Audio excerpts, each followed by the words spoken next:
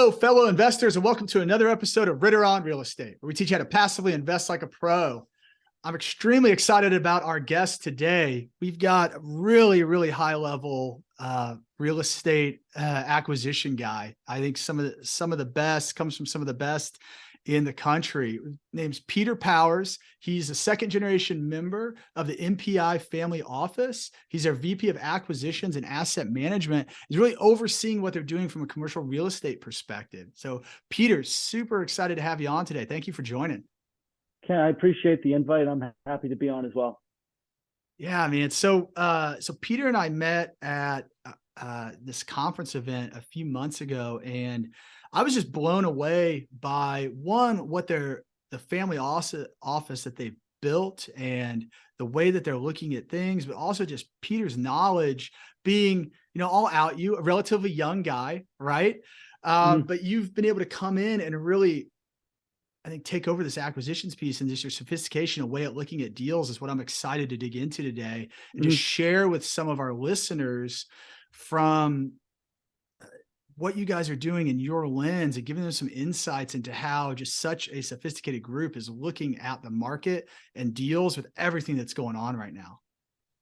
But before we get there, let's start at the top like we always do. Peter, tell us a little bit more about who you are and how you got to where you are today. Yeah, well, first, I appreciate the introduction, but yeah, a little bit about myself. So, MPI Family Office is based out of Tampa Bay, Florida. My family's investment office. We invest in operating businesses and, real estate across the country. We formulated our family office about 15 years ago, coming out of 2008. It's a very similar story to a number of families out there that had, small to mid-sized businesses. We decided to pivot and to transition to a family office after losing a tremendous amount of money in the markets. And now, fast forward to today, we own close to 7,000 apartments, a dozen senior living facilities, and a number of other assets. But a little bit more background on myself. I am a little bit younger, I'm 26 years old, but what my mentors and, some of the other family offices we work with tell me is, really experience comes down to, the decisions you have to make. I've been fortunate and to make some pretty big decisions in my life, both on investments and career path. So I think, I've really been able to garner a lot of experience over these past 8 years now. Started in 2014 while I was first attending Florida State University. So, my path was I decided to not go with the family business, which was the diabetic care facilities, to get involved into real estate. So I started, as a lot of other people do, I started reading up on it, started, looking at all the podcasts and, watching various different videos. And, one of the advantages I have over a lot of other people is my family's pretty well connected. So I was able to, take advantage of a lot of internships. So I think I did 5 internships over 4 years. All of them, I didn't get paid a cent. So people talk about their 10,000 hours. I put 10,000 hours in, and I didn't get paid a cent. Yeah. So really the methodology there was, you got to enjoy what you're doing if you're going to put that much time and effort into, a craft. So I did that before I made money. While I was at school, I was kind of taking over the acquisitions for a company, and then decided to join that company for a number of years where I really cut my teeth to learn the acquisitions. And I came back to my family to build up our real estate platforms. So that's what I do now. I lead the acquisitions, the asset management, dispositions, and craft the strategies alongside my father and my uncle. So that's a little bit about myself, a little bit about my family.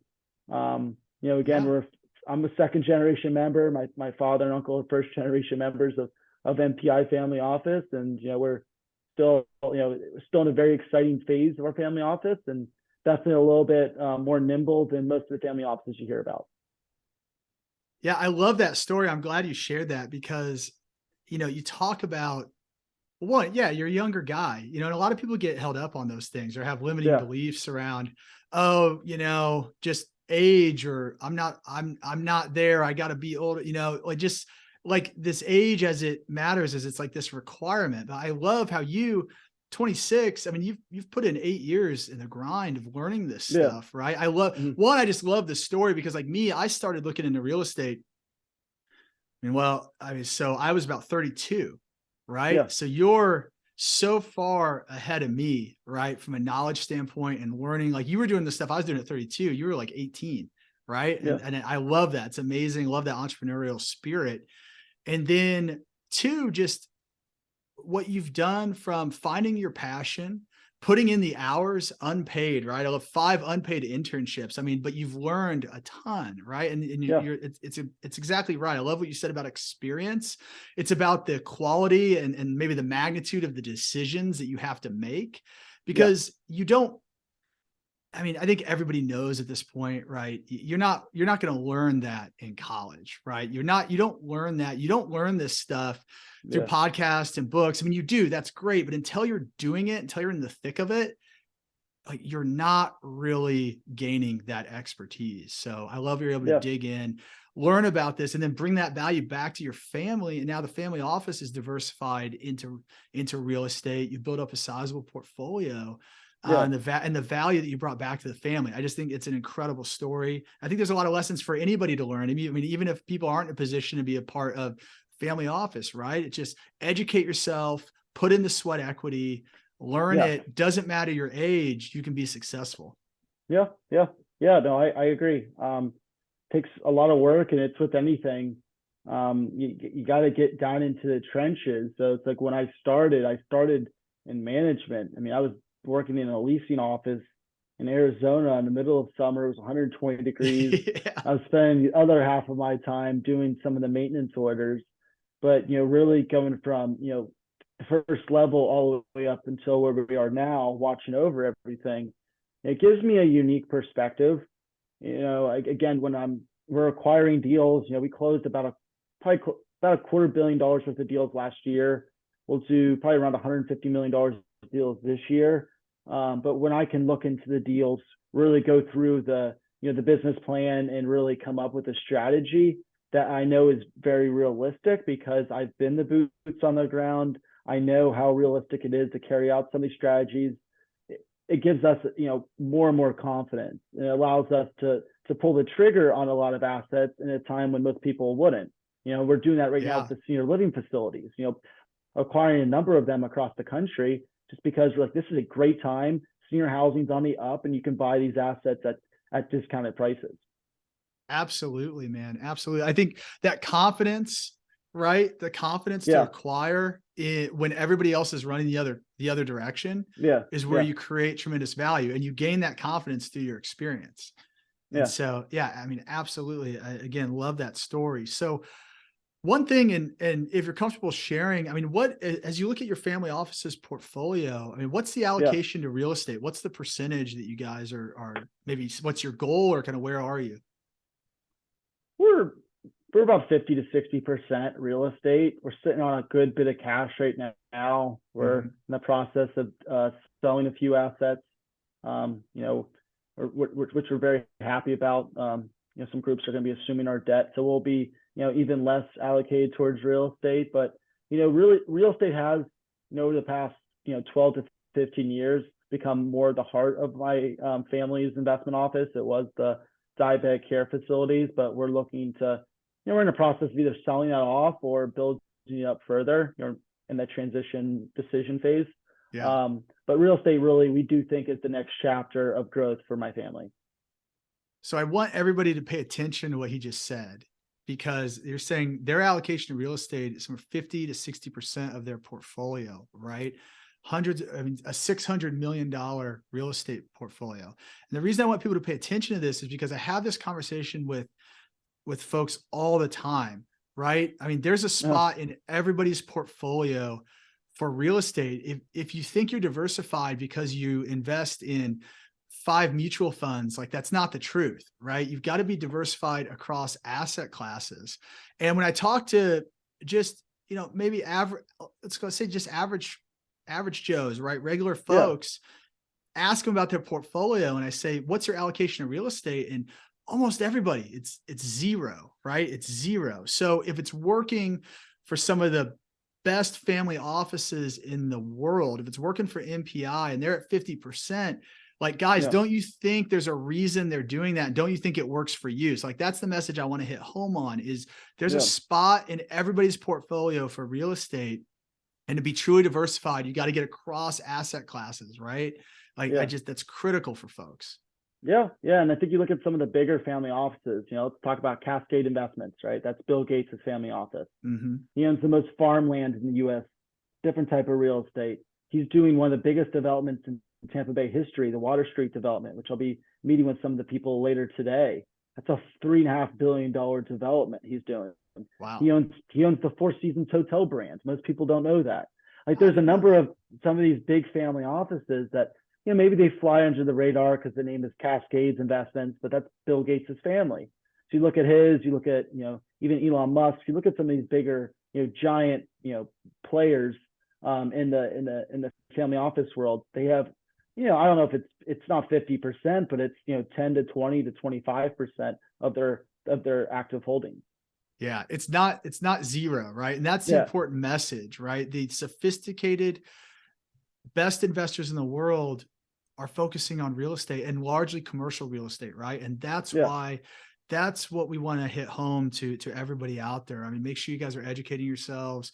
Make sure you're doing like Peter did. We're starting with podcasts, right? You're here. That's a great first start. But how do you get to that next step of education? And how do you get to a point where you can take action on it, right? That's what people yeah, need to be thinking yeah, about. yeah. Continue to learn. We're in the process. I'm in the process of actually hiring. Just, I mean, I've never had to do this, but we're going to hire a mentor for myself to help us strengthen our asset management.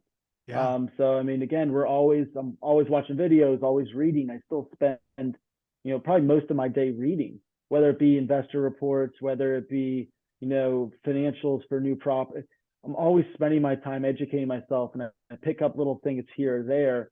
And, again, that helps us craft better decisions and helps us become better prepared.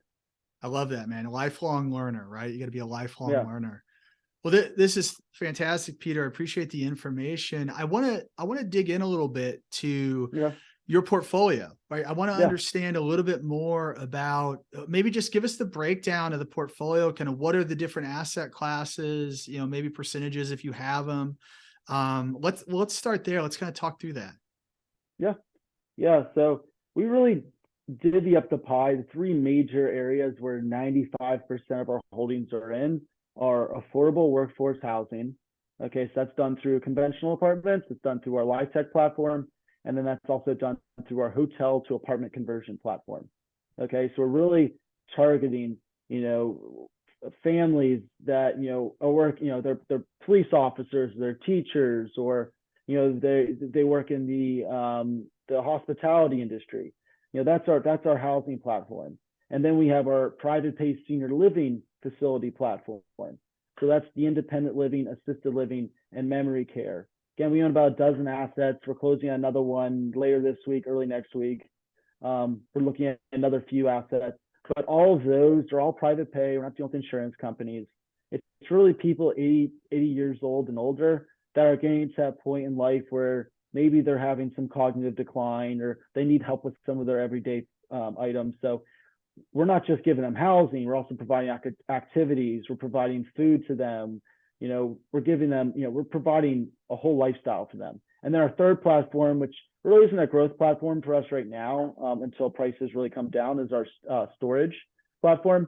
So we own about 1,200 self-storage units, which are concentrated in Southwest Florida. But again, we'd love to acquire and build that platform up more, but we've been focusing more on the private pay senior living facilities and our workforce affordable programs. Gotcha. That's extremely helpful. It's kind of three main asset classes. You got your Yeah, multifamily, a couple different flavors of multifamily. You got your senior living, and then you've got your storage. And so you said really the yeah, focus now has been on building out that senior living portfolio. Kind of yeah. is that just because that's where you think the deals are, or is it because you want to build up that allocation relative to your multifamily? It's being driven because that's where the deals are. So, Gotcha. going back to, the first chapter of our story, which is our diabetic care facilities, they cater to, people of that demographic in terms of the Mm-hmm. age cohort.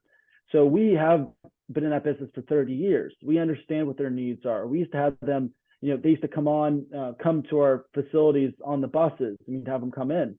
So we would have them coming from these senior living facilities. So we've always had an active pulse on, how the whole industry has evolved and what it's looked like. We were looking at really building up our platform right before COVID. We owned little less than half a dozen assets, but COVID happened and it destroyed the senior housing industry in terms of occupancies dropped from high 80s, low 90s% to some cases 40-50% occupancy. And keep in mind, the break-even point on these is a lot higher than multifamily, because it's more of a business. Mm-hmm. You have to actually do a lot of things for them. You're not just providing a housing for them.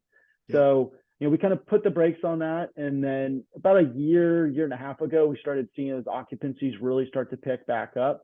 So we started putting our feelers out there. We have a couple different operating partners that we work with. Put the word out that we're very active. We have money that we want to put towards that space, and we've been on a buying spree, acquiring facilities. One in Texas we closed on last month. We have another one in Boston we're closing on in a couple days. We're buying these assets at 20, 30, 40, 50% discounts to replacement value. This asset up in Boston, a 30% discount to what their initial pricing was.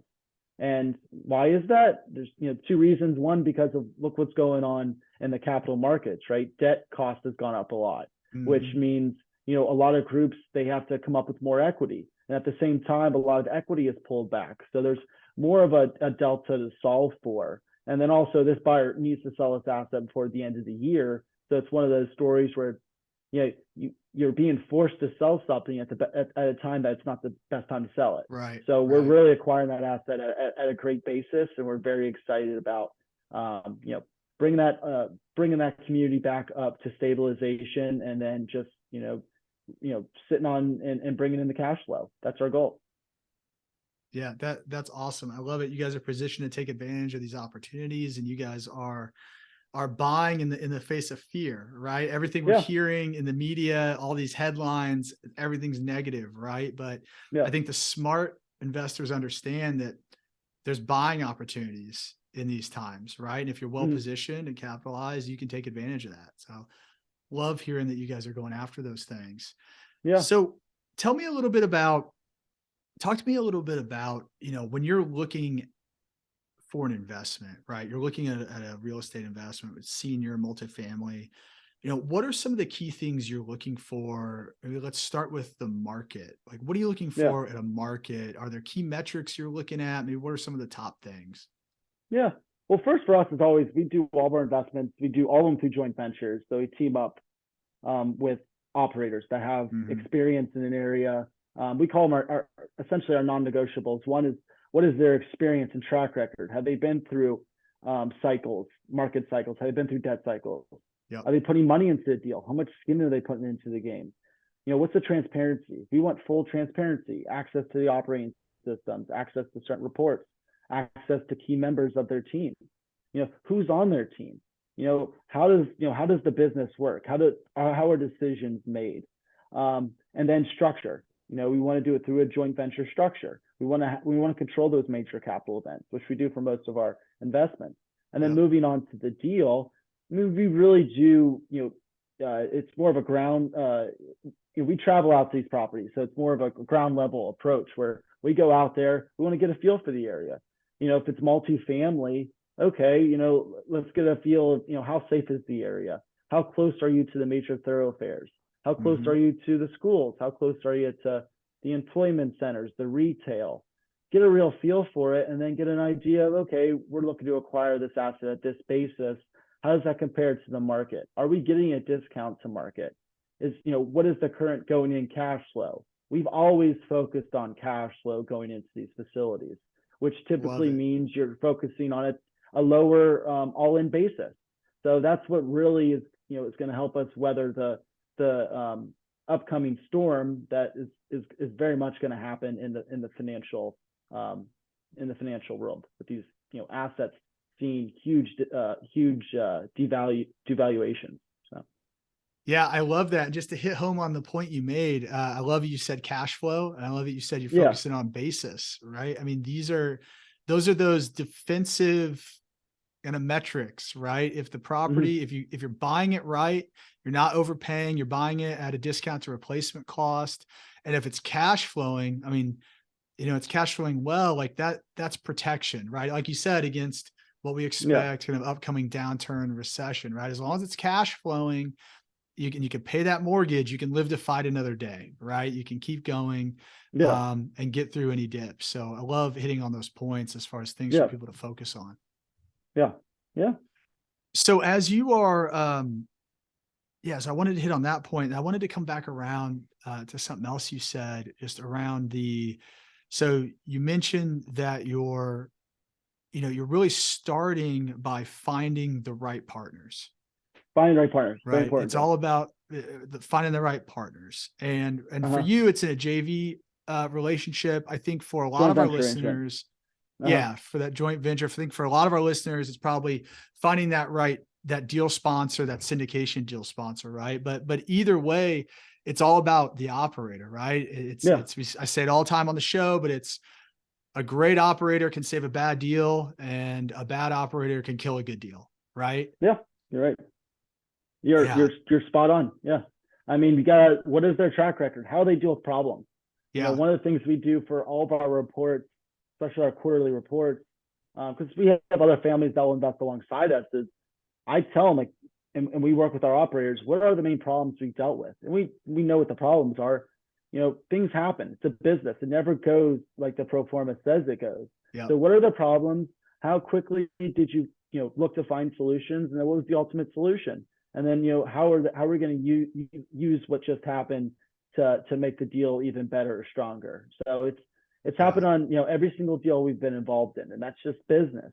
Yeah. So yes, asking what are the problems you've dealt with, and how have you kind of lifted yourself back up to get ahead on the investment. Absolutely, because we learn the most from our mistakes, right? Those are Uh, really when you get the lessons and really the learning moments. I mean, I can tell you for a fact, every single acquisition and then every single deal that we're operating, stuff has happened. Different things happen. You learn something yeah, every single time, and so I love that digging into what were those lessons learned and how are you now doing things differently. I think that's fantastic and something for things that everybody should be asking prior to making an investment with somebody. Whether you're investing all the equity as you guys would, or you're investing $50,000, $100,000, right? Really, it's yeah, really important, guys. yeah, yeah. I mean, we look at every investment that way. Both sides of my family came from really nothing in Western Pennsylvania, and had to play sports in order to go to college, and really built upon that. So it's a hustle mentality. We're always Hmm. I mean, I had a call this morning with our CFO. Where okay, where is everything? Why is that being spent? Why can it be done this way? We're looking for efficiency. So we Yeah. really take that, and it translates to how we invest and how we review these properties after we acquire them. We want to make sure we really extract as much value as possible.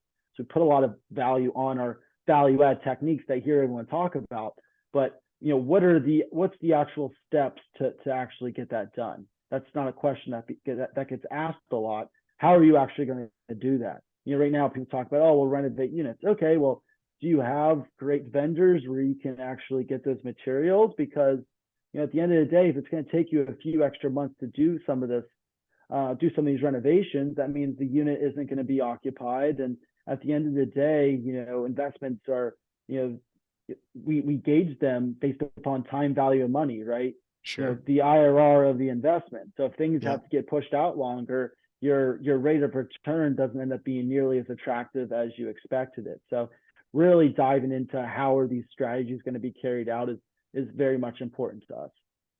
Absolutely. I love that level of detail.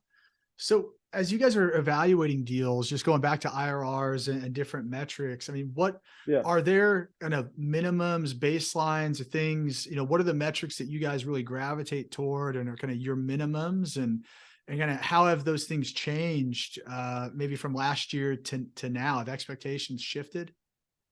Yeah. So one, again, we always look at things along the lines of, okay, who are we teaming up with? What is their, if you really want to de-risk an investment, we're always looking at, I'm looking at deals, I'm more pessimistic than optimistic. I'm looking for all the holes. What are the potential issues that can happen? So when we're looking to team up with groups, I want to understand what is their experience, how much money are they putting into these investments, and how is the deal structured? Because at the end of the day, if you can really put an emphasis on those and do your best to control those, then you're going to be in a great situation, regardless of what happens in the market. So, something like the debt, the debt markets have gone crazy.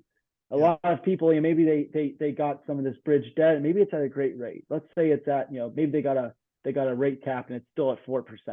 Well, guess what? That debt expires in a year. The debt markets aren't going to be too good. So you're good for now, but that whole duration risk, for us looking long term, structuring our deals so they can function well long term is, what allows us to achieve the returns that we have. We can't control these blips in the market, but if we focus on long term, make very conservative investments, it's going to continue to build up our wealth. So those are the items we really focus on the downside, instead of just what's the upside. Yeah. What are the things we can control? I love that because it's different than kind of your unsophisticated investor who I find gets just enamored with this IRR number, right? It's I'll take whichever deal has the highest IRR. That's all I really care about.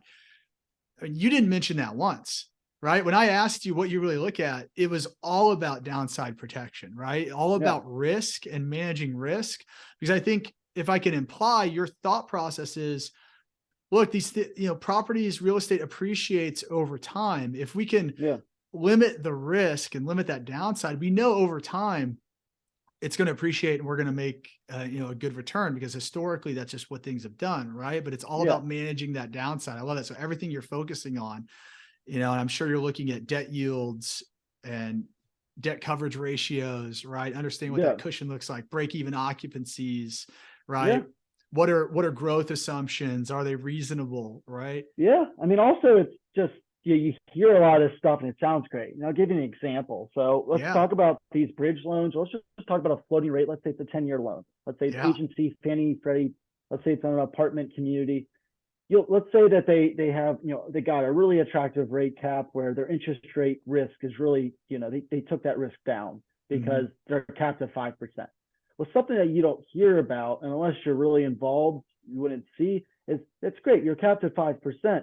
But what that lender, in this case, Fannie or Freddie, is going to make you do is they're going to automatically make you start putting money aside in reserves for your next cap. So you think, oh, I'm in a great position. Well, you're in a lot better position than what most people are in. But guess what? You're still having to take a lot of that money out, put it to reserves where it's not really doing anything. It's just kind of a rainy day fund. And it really disrupts your cash flows during the hold period. But unless you're involved in investments, you're not going to really understand that or ask that question. At the end of the day, we don't know what we don't know. And these are the items that you learn while just doing a bunch of deals, and some of these issues sometimes you run into unexpectedly.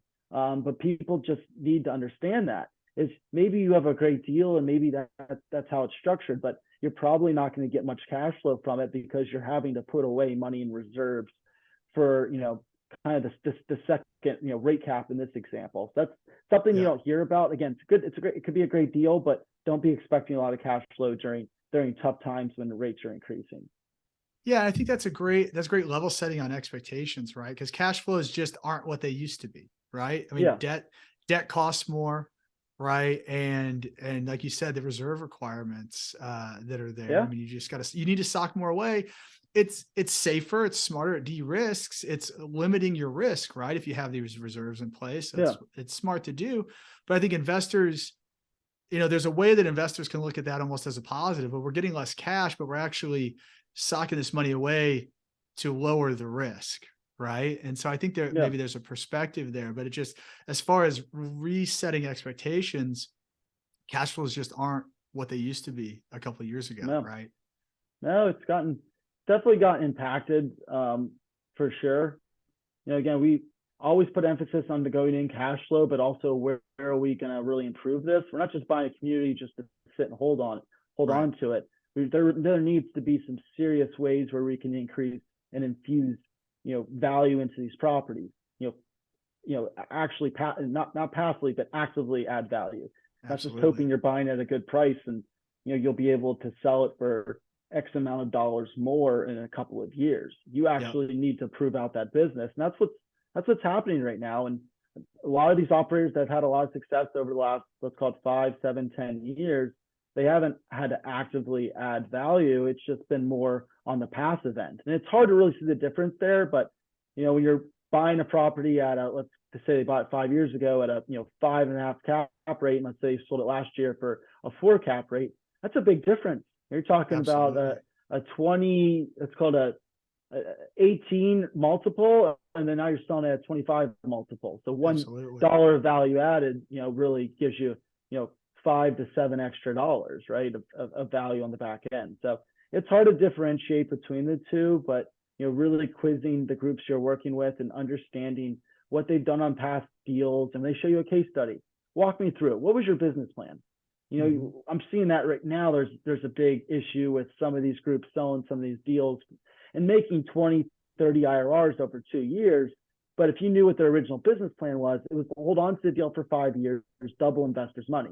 And why did they sell it in 2 years? Because the bridge debt expired. They weren't able to get that extension.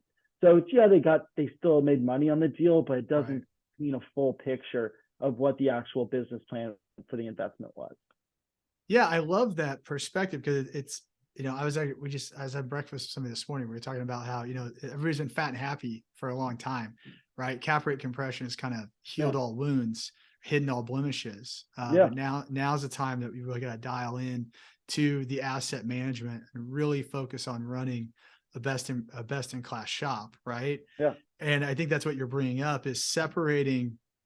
Returns are great, but everybody's returns have been great, right? So separating the cap rate compression from the actual operational value add, that actual forced appreciation component of it, right? Yeah. And then what risk was taken? That's a whole nother element that it's just, the average person, the average investor is not going to understand. But, if they're doing crazy high leverage and they had it where, it was floating rate and they had all these other elements, but they ended up getting saved because the market was good and they made this money. Well, what if you did an investment that made, 3/4 of the return, but it was substantially less risk? Those are the deals that we're looking for. Again, let's hit singles and doubles, maybe an occasional triple. Keep going for home runs. You're gonna strike out on a bunch of properties. That's worrisome. For a lot of people investing out there, because at the end of the day, their interests really aren't aligned with the group they're working with. The group they're working with just has to do a few items here or there, and they make a crazy amount of money. And they don't have much money in the deal, so they don't really have much of a downside. Yeah. So that's with the investor, it's a complete opposite. They make good money if the deal operates well, but the deal doesn't operate well, they stand a lot to lose. So it's unfortunate, but that's just where the market's been the last decade. Man, I love this perspective. I think, Peter, you're just dropping so many gold nuggets in this episode. Everybody's going to go back, listen to it again, take all this in. I mean, if you want to know how to invest in real estate and how to look at deals, like this is how it's done. This is how the best groups out there are doing it. So really appreciate you sharing all this. Before I let you go, I'm going to take you through our keys to success round. There's 4 questions I'm going to ask you. The first one, which is just so in your wheelhouse, is if you were going to invest in a deal, right? You're doing a JV with somebody, but you can only ask them one question. Well, what's the one question you would ask them? Yeah, well, that's a good question about the one question. What I would ask them is, what have their failures been? Describe to me what your failures have been and how have you learned from that? I mean, that's the number one. What have been the issues? And I was speaking with a group last week, and they were involved in 2008, and they had some pretty big institutional deals. And some of these giant institutions that everyone would know about, they went away, or they completely came out of the business, and they just sold all of their assets because it was in an asset class that they didn't fully understand, and they sold the deals at a loss. They forced them to sell it. So what you learn from that is really watch who you partner up with, because if they could force a sale, it can really put you in a bad situation, which can, again, a blemish on your record can affect your company for the rest of its existence. Absolutely. Man, that's an interesting thing I bet not many people think about is Mhm. who are you partnering with, and what could go wrong there that could force you to again sell at the wrong time. Mhm. Man, and again, the focus there is on risk. It's again on risk, coming back to that. That's awesome. What are you most proud of in your career? What am I most proud of? Like, tell you what gets me excited. I mean, what gets me the most excited is really the people I get to sit down with. I mean, some of these very high level investors and some of the high level executives and founders of some of these big companies where they're 70, 80 years old. I could sit down with them and really just pick their brain on some of the issues they've had in their business, or some of their best learnings. That's what really makes me that gets me going. But in terms of what I'm proud of, I'm proud of building up a business. To buy these each property is a business for us. That's how we look at it, is to buy these assets, really improve the way of living for these people and give people housing. At the end of the day, you hear everyone talking about what's going on in the government and the environment. It's very unfortunate, but you have a lot of households out there. Somewhere around 25% of households spend over 50% of their income towards rent. That's a real big issue. And if you look at Maslow's hierarchy of needs, shelter is one of the first items. So I'm happy to provide shelter for a lot of the people out there, and a lot of the families that might have been priced out of wherever they were living. I love that, man. I love that. That absolutely is something to be proud of. What is a book that everybody should read? So my favorite books, I always like books with a lot of stories in them. So I'll give you two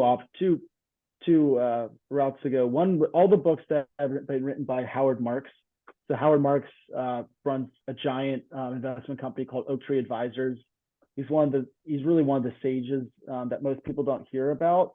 He also has a great podcast as well, where because he does newsletters that everyone can subscribe to. He does usually it's monthly or quarterly newsletter, just talking about the overall sentiment in the market. He's a great guy. So he's written a couple of books, about the debt cycles and the most important things when looking at investments. Those are great. And then the books written by Dale Carnegie, How to Stop Worrying and Start Living, because we all get so involved into our everyday businesses and with issues that come up, but being able to manage some of those worries, some of those headaches, and to really focus on the long term. And at the end of the day, things are going to be all right. That's also great for mental health and awareness. Yeah, those are great ads. Appreciate you giving us those tips, and we'll make sure all of those books are listed below so folks can go and get access to those. And then the Howard Marks newsletter is an awesome resource. Like you said, free resource. Everybody should be on that.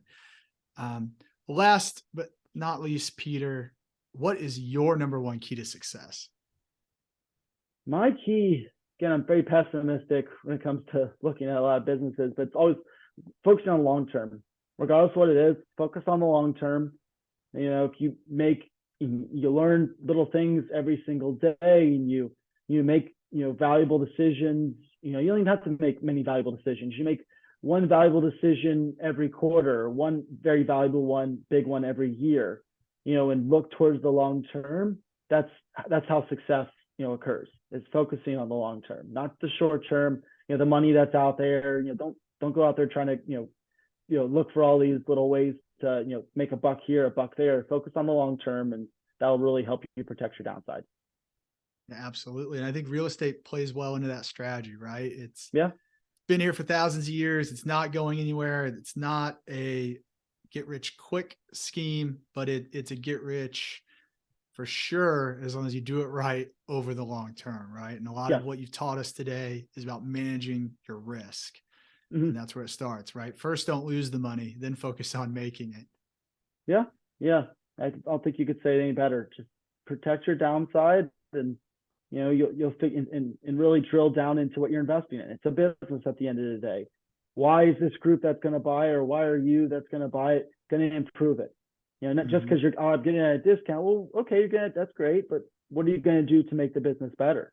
Yeah, Focusing on that, and that will help. I don't want to say ensure success, but it'll help. You'll have a better odds of success going that route. absolutely. Well, Peter, you are wise beyond your years, my friend. Really appreciated all the knowledge you just dropped on us. Again, guys, go back and re-listen to the episode and pick up some of those nuggets. Thank you so much for joining us today, and hope you have a great rest of the day, Peter. And I appreciate the discussion. Thank you.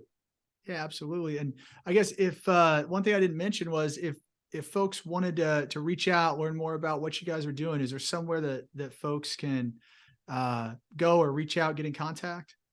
Yeah, yeah. So everybody, I mean, I'll give everyone my email. It's ppowers@mpifamilyoffice.com. I'm very active on LinkedIn, so you look up Peter Powers, I'm sure you'll see me there, or MPI Family Office if you look that up on LinkedIn. Very active, commenting, sharing posts, running some of my thoughts on various different items in the economic world and other items. So that's a great way to reach out to me. So I'm very active on LinkedIn, and then I gave everyone my email. Feel free to reach out, and again, I look forward to engaging in a lot of conversations. Well, appreciate your generosity there, Peter, giving up your email and letting people reach out. And yeah, hit him up on LinkedIn. And yeah, thank you, Peter. Have a great rest of the day, my friend. Thank you. I appreciate it.